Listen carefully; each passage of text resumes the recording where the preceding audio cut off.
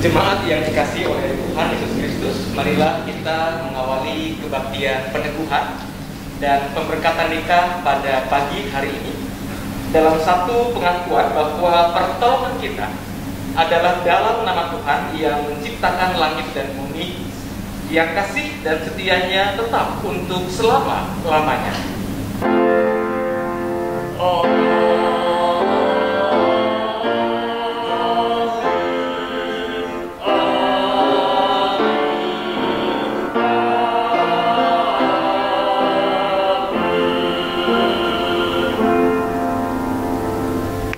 Anugerah dan sejahtera dari Allah Bapa kita dan dari Tuhan Yesus Kristus menyertai saudara sekalian.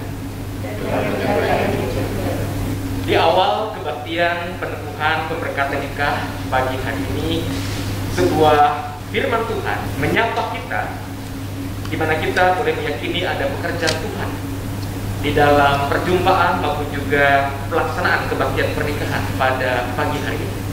Kitab Amsal pasal 30 ayat 18 dan 19 berkata, "Ada 3 hal yang mengherankan aku, bahkan ada 4 hal yang tidak ku mengerti. Jalan Raja Wali di udara, jalan ular di atas cadas, jalan kapal di tengah-tengah laut, dan jalan seorang laki-laki dengan seorang gadis." Nah, jemaat, kalau kita mendengarkan dan mencermati sapaan firman Tuhan tadi, kita diingatkan bahwa dalam kehidupan ini ada sejumlah hal yang tidak bisa kita mengerti. Salah satunya adalah jalan seorang laki-laki dengan seorang gadis. Bagaimana Ezra bisa bertemu dan jatuh hati dengan Indri adalah bagian misteri yang Tuhan rancang, yang Tuhan izinkan untuk mereka alami, untuk mereka jalani, sehingga pada akhirnya pada hari ini kita boleh berkumpul dalam sebuah kebaktian peneguhan dan pemberkatan nikah. Maka biarlah sebagai orang-orang beriman kita tetap menyadari akan kuasa Tuhan, sekaligus mempercayakan diri kita pada tuntunan kasih Tuhan atas hidup kita. Kita sambung dengan pujian "Jiwaku pun memujimu bila kulihat bintang gemerlapan."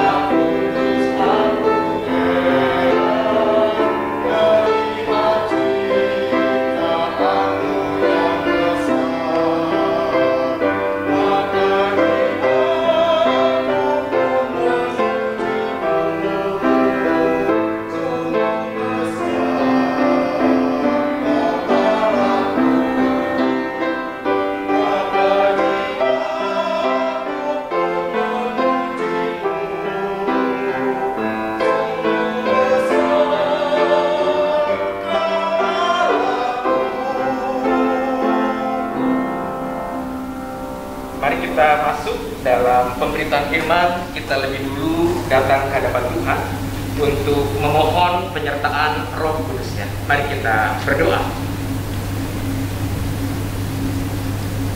Kalau kami boleh berkumpul bersama-sama pada pagi hari ini di rumah Tuhan, di tempat ini, dalam satu kebaktian peneguhan dan pemberkatan nikah kudus untuk anak-anak kami, saudara-saudara kami, sahabat-sahabat kami, Ezra dan juga Indri, maka kami sungguh layak untuk memuji dan memuliakan Tuhan. Sebab kalau kami ada sebagaimana kami ada saat ini, tidak terlepas dari campur tangan dan pekerjaan Tuhan dalam kehidupan kami. Karena itu Bapa, kami rindu untuk datang lebih jauh ke hadapan Tuhan, agar kiranya kami diperkenan untuk disapa oleh firman Tuhan yang hendak kami baca dan kami renungkan bersama-sama. Maka mari Bapa, topanglah kami dalam kuasa Roh-Mu yang kudus, sehingga apa yang kami baca, apa yang kami dengar, apa yang kami renungkan, itu sungguh boleh menjadi bagian di mana kami mengenali apa yang menjadi kehendak Tuhan dalam kehidupan sebuah pernikahan kudus yang Tuhan izinkan untuk dimasuki oleh saudara Ezra dan juga saudari Indri pada hari ini. Ya Bapak, kami juga berdoa untuk hamba-Mu di tengah-tengah segala keterbatasannya, agar kiranya apa yang disampaikan boleh menjadi bagian di mana Tuhan dipermuliakan. Dalam nama Tuhan kami, Yesus Kristus, firman hidup, kami serahkan doa ini. Amin. Nah, jemaat yang dikasihi Tuhan, pembacaan Alkitab akan didasarkan pada kesaksian surat Roma pasal yang ke-15 ayat yang pertama bagian B hingga ayat 3 bagian A. Dilanjutkan ayatnya yang kelima hingga ayatnya yang ke-7. Surat Roma pasal 15 ayat 1b hingga 3a, dilanjutkan ayat yang kelima hingga ayat yang ke-7. Firman Tuhan berkata kepada kita, dan jangan kita mencari kesenangan kita sendiri. Setiap orang di antara kita harus mencari kesenangan sesama kita demi kebaikannya untuk membangunnya. Karena Kristus juga tidak mencari kesenangannya sendiri. Dilanjutkan ayat 5 hingga 7. Semoga Allah yang adalah sumber ketekunan dan penghiburan mengaruniakan kerukunan kepada kamu sesuai dengan kehendak Kristus Yesus, sehingga dengan satu hati dan satu suara kamu memuliakan Allah dan Bapa kita Yesus Kristus. Sebab itu terimalah satu akan yang lain, sama seperti Kristus juga telah menerima kita untuk kemuliaan Allah. Sedemikian jauh pembacaan firman Tuhan. Yang berbahagia ialah setiap kita yang bersedia mendengarkan firman Tuhan dan yang setia melaksanakan firman Tuhan dalam kehidupannya sehari-hari. Haleluya.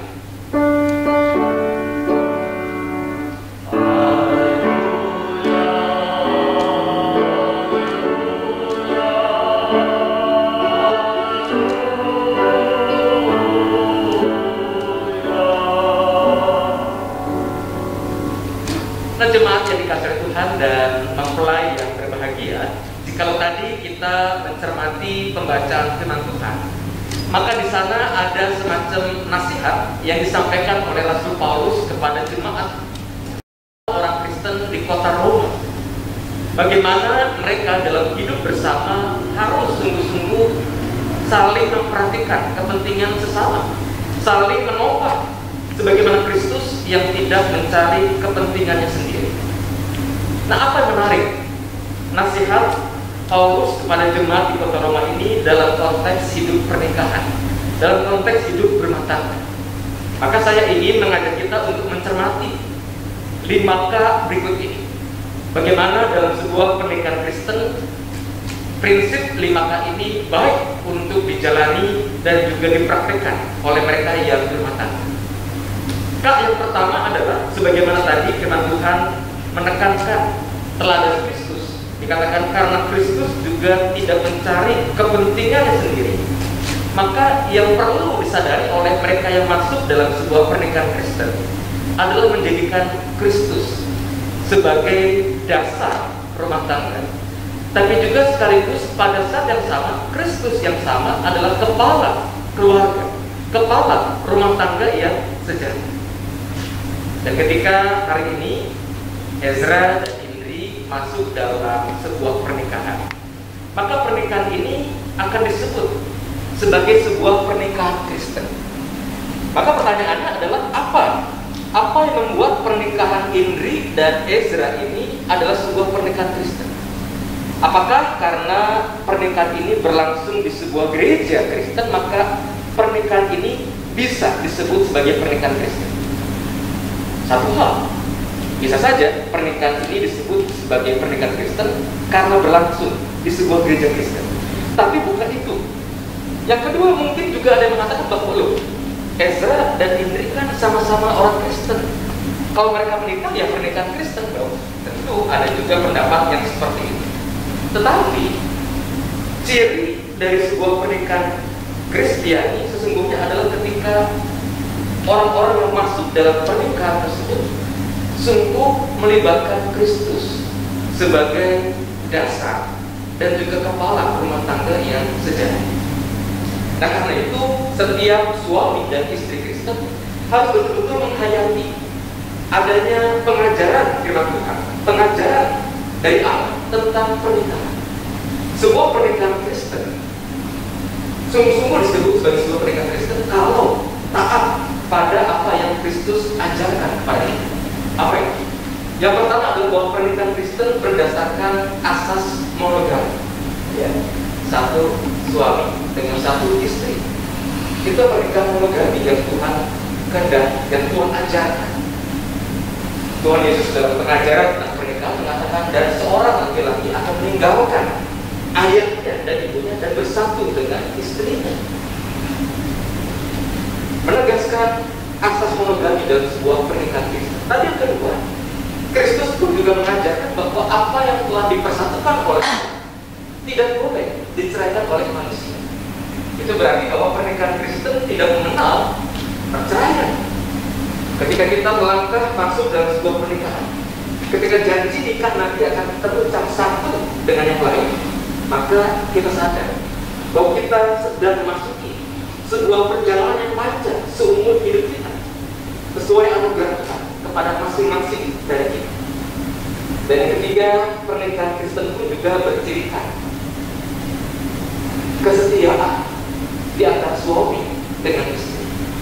Dan ketiga, prinsip tadi dalam prinsip pernikahan Kristen tidak bisa dipisah-pisahkan. Ya, jangan mentang-mentang kok saya kan pernikahan Kristen monogami, nggak punya dua istri, enggak, cuma satu. Saya juga nggak pernah cerai dengan pasangan saya. Kadang-kadang ada orang Kristen yang begitu bangga dengan pernikahannya yang monogami dan tidak bercerai. Tetapi kalau dia tidak lolos prinsip yang ketiga, kesetiaan, maka itu bukan pernikahan Kristiani.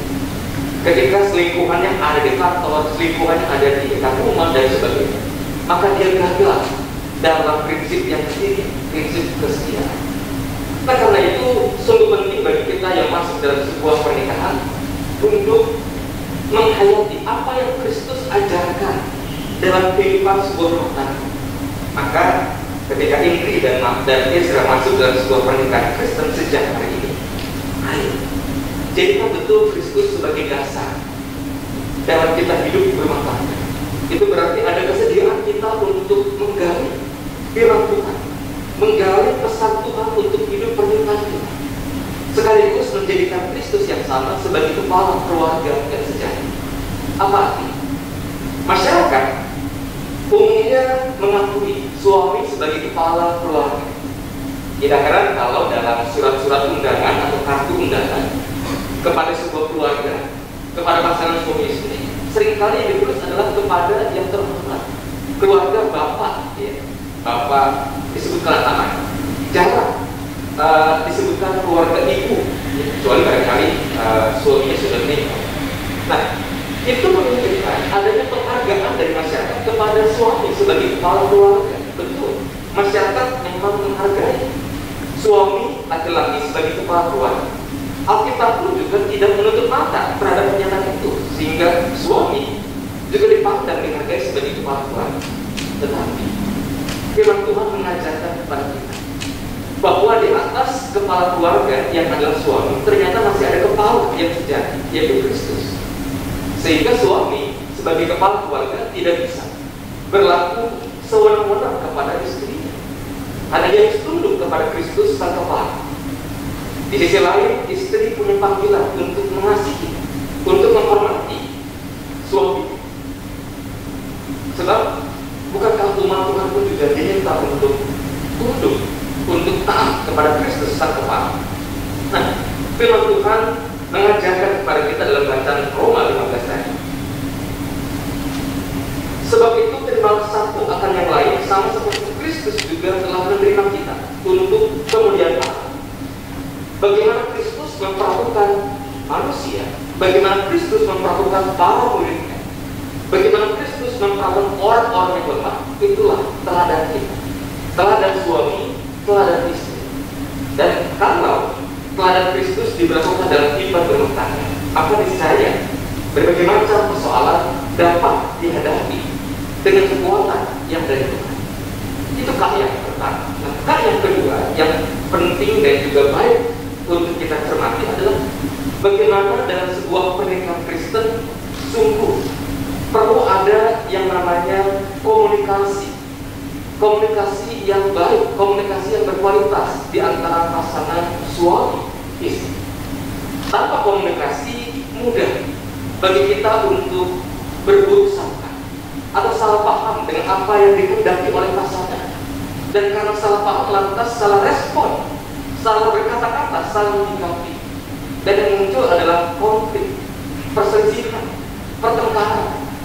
Bahkan kemudian konflik itu semakin membesar kepada keluarga dan seterusnya. Karena itu pasangan suami istri yang sungguh-sungguh ingin masuk dalam sebuah pernikahan Kristen diingatkan dalam bacaan firman Tuhan. Jangan kita mencari kesenangan kita sendiri. Ada kalanya entah suami, entah istri mengeluh karena pasangannya asik dengan dunianya sendiri. Entah itu pekerjaan, entah itu gawai yang ia punya, atau barangkali hobi yang dilakukan dalam keseharian. Sehingga berjumlah pasangan, persoalan rumah tangga, rumah berantakan dan sebagainya terabaikan, hanya dikerjakan oleh satu orang. Maka kalau itu terjadi, maka Ezra, Indri maupun kita sekalian sungguh diingatkan oleh firman Tuhan. Jangan kita mencari kesenangan kita sendiri. Setiap orang di antara kita harus mencari kesenangan sesama kita demi kebaikannya untuk membangun kita. Artinya kalau nanti dalam hidup berumah tangga, ya, Ezra atau Indri katakanlah punya masukan kepada pasangan, ada harapan-harapan yang dimiliki agar katakanlah rumah beres, agar berbagai persoalan di antara suami istri dapat selesai. Jangan lupa, kuncinya adalah komunikasi. Tentu komunikasi yang dimaksud adalah komunikasi yang berkualitas, bukan marah-marah, bukan menuduh, bukan mempersalahkan, bukan. Tapi sebuah ajakan untuk berdialog, ajakan untuk yuk kita ngomong sama-sama dengan dasar kasih, sehingga tidak ada persoalan entah kecil entah besar yang tidak menemukan jalan keluar. Ketika kita bersedia untuk membangun komunikasi yang akrab, komunikasi yang hangat satu dengan yang lain. Nah, komunikasi yang berkualitas pun tetap perlu diupayakan. Ketika Ezra dan Indri kalah, Tuhan anugerahkan anggota keluarga, anak. Bukan tidak mungkin di awal-awal kelahiran anak, baik suami maupun istri mencurahkan perhatian kepada anak, kepada bayi yang mungil itu. Sebab itu merupakan sebuah keseruan tersendiri. Lantas, perhatian terhadap pasangan bukan tidak mungkin mulai berkurang karena masing-masing baik suami atau istri mencurahkan perhatian kepada bayi yang mungil itu. Maka sebagai pasangan suami istri tetap luangkanlah waktu janji-janji mereka hari ini. Amin.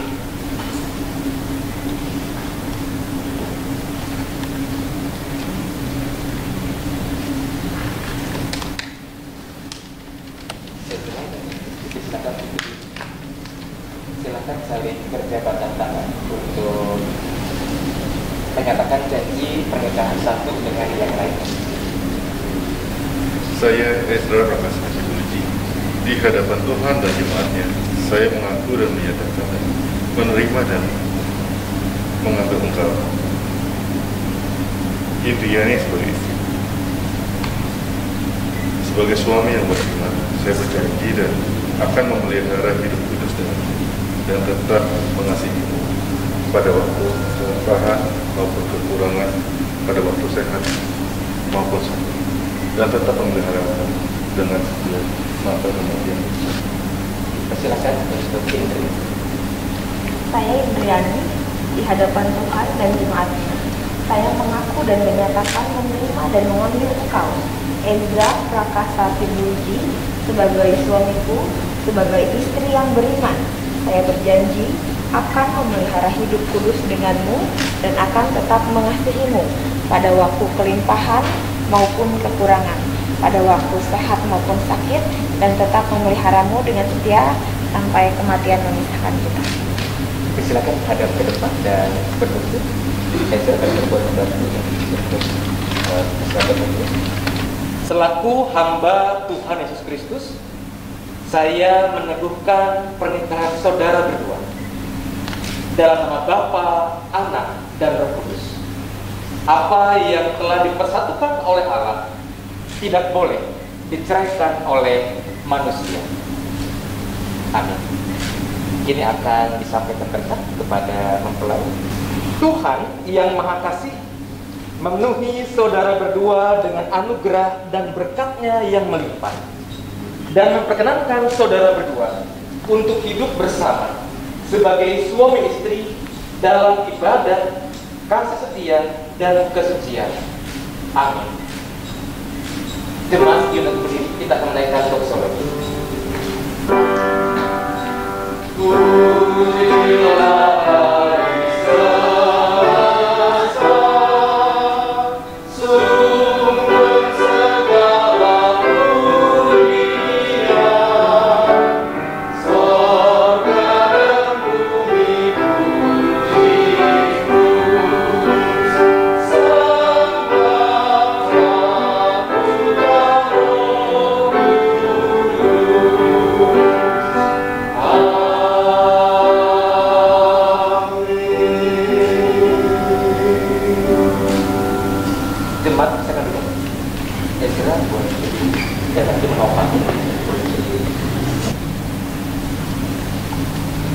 Ezra Prakasa Ibuji, kenakanlah cincin ini pada jari manis tangan kanan istrimu.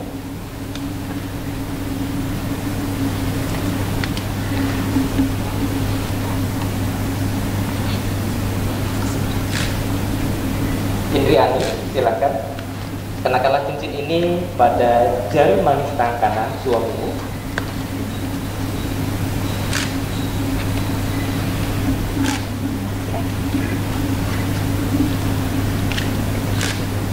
Biarlah lingkaran cincin yang telah terpasang pada jari manis tangan kanan masing-masing yang melingkar tanpa terputus menunjukkan kesetiaan dan cinta kasih yang tak berakhir satu pada yang lain.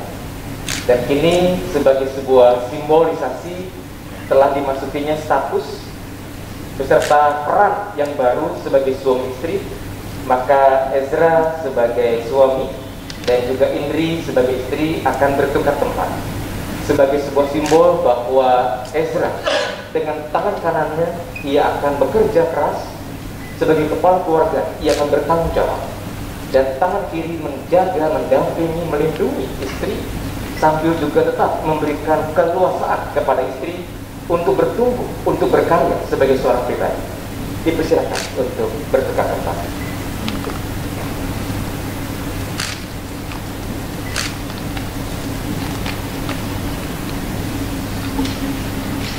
Kalau mempelai yang berbahagia saat ini boleh ada sebagaimana mereka ada saat ini. Tentu ini didukung oleh keberadaan orang tua, saudara, atau orang yang hadir saat ini. Karena itu mereka akan menghampiri kedua orang tua untuk menyatakan ungkapan terima kasih sekaligus permohonan doa restu dari orang tua atau orang yang hadir pada pagi hari. Karena itu silakan kepada Ezra dan Indri menemui orang tua memohonkan doa restu. Pada orang tua silakan berdiri.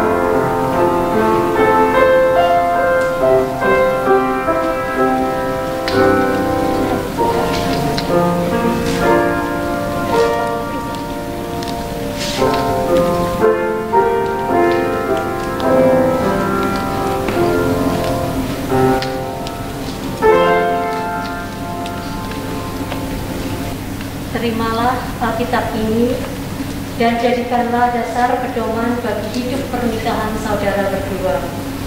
Perhatikanlah firman Tuhan. Manusia hidup bukan dari roti saja, tetapi dari setiap firman yang keluar dari mulut Allah.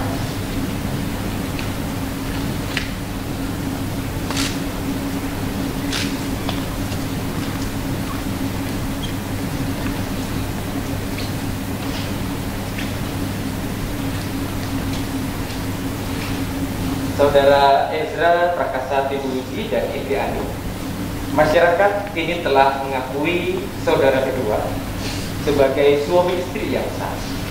Pernikahan saudara berdua telah diteguhkan dan diberkati oleh Tuhan dengan disaksikan oleh jemaatnya, baik yang hadir di tempat ini, orang tua wali, maupun juga mereka yang ada di tempat masing-masing secara live streaming. Berlakukanlah firman Tuhan dalam keluarga saudara, agar keluarga saudara berbahagia dan menjadi berkat bagi sesama. Saya mempersilahkan Ezra dan Indri untuk menghadap ke belakang. Saudara-saudara baik yang ada di tempat ini maupun juga yang ada di tempat masing-masing yang menyaksikan secara live streaming kebaktian peneguhan pemberkatan pernikahan. Terimalah kedua saudara ini sebagai keluarga baru di tengah kita. Dukunglah mereka terus dalam doa dan kasih kita. Silakan untuk kembali menghadap ke belakang. Ini saatnya kita memberikan persembahan syukur kepada Tuhan. Nah, yang mendasari persembahan diambil dari 2 Korintus 8 ayat 12. Sebab jika kamu rela untuk memberi, maka pemberianmu akan diterima. Kalau pemberianmu itu berdasarkan apa yang ada padamu, bukan berdasarkan apa yang tidak ada padamu. Dilanjutkan orang tua.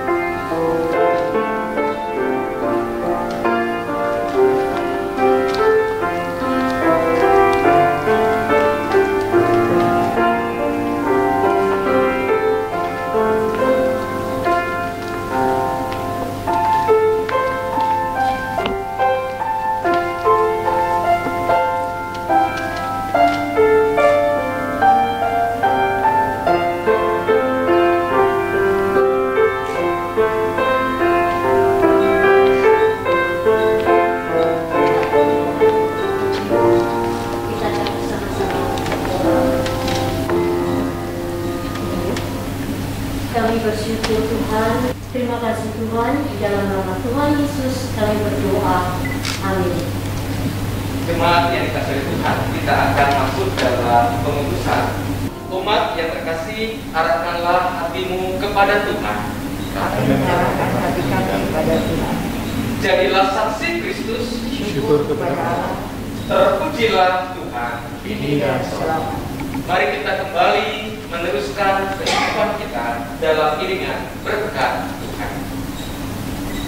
Anugerah Tuhan Yesus Kristus dan kasih Allah Bapa dan persekutuan Roh Kudus beserta saudara sekalian sekarang dan selama-lamanya. Haleluya.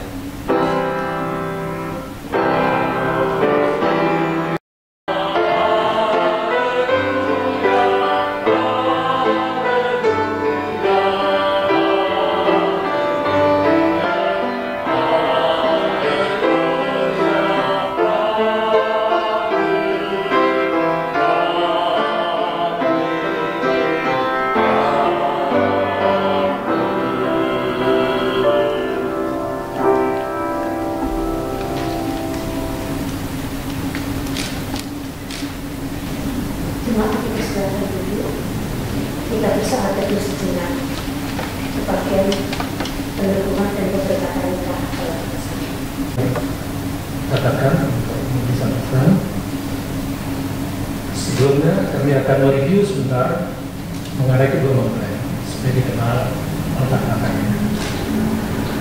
Anak kami Isra sebenarnya sudah dari SD selalu mengikuti kegiatan sekolah minggu di gereja ini sampai dengan remaja. Dia aktif mengikuti semua kegiatan-kegiatan yang ada. Saya tahu betul persis karena saya yang menentang. Kemudian khusus untuk Indri, yang saya tahu penentuannya bahwa dia sebenarnya sudah merindukan untuk mengikuti ajaran Kristiani, dan dia mengharapkan pada saatnya dia akan, pada pernikahannya dia akan diberkati di gereja. Itu penuturannya jauh sebelum bertemu dengan Israel. Kalau nggak salah gitu. Nah, rupanya Tuhan mendengar harapannya, dan dalam rancangannya mereka dipertemukan. Dalam pertama adalah pendalaman Alkitab di gereja ini, kemudian dilanjutkan dengan pengakuan iman dan baptisan kudus, dan saat ini dipersatukan dalam peneguhan dan perberkatan pernikahan.